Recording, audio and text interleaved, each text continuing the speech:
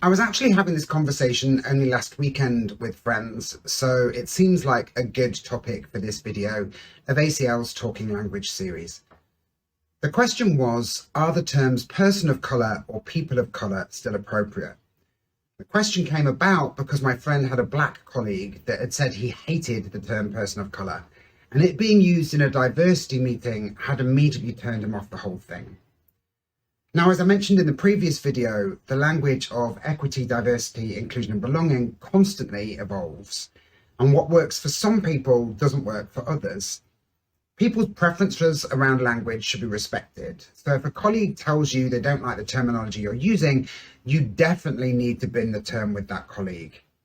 If you look online, you'll see that the term people of colour is a divisive one, with some people not minding it and others hating it. If we look at another term that's now out of favour, we can see why. Up until fairly recently, BAME, Black, Asian and Minority Ethnic, was in common use.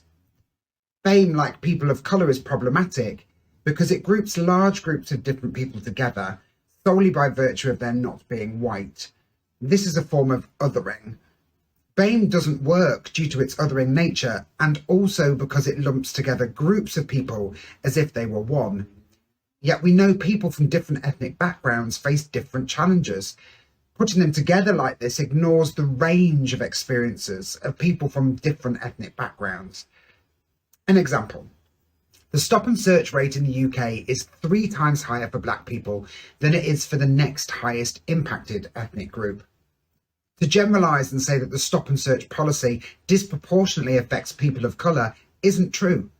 It disproportionately affects black people, particularly young black men, and to use POC in this case denies the experiences of young black men. People do still often use people of colour when talking about a group of people with different ethnicities, but if you do, you should be aware that it could cause offence. A really good rule of thumb is that if you know the ethnicity of the person or group of people you're talking about, you should use it. There's a great sketch by Iranian comic Shaparak Khorsandi where she talks about her discomfort trying to describe a Nigerian man at work without mentioning his ethnicity, even going so far as to say the man with a Nigerian accent. It's hilarious because many of us have done it in the past, myself included, as if to mention a person's ethnicity is to acknowledge the fact we see it and therefore we must be racist. That is not the case. You make it a bigger deal by trying to avoid it. If you know a person's ethnicity, you should absolutely use that when describing them.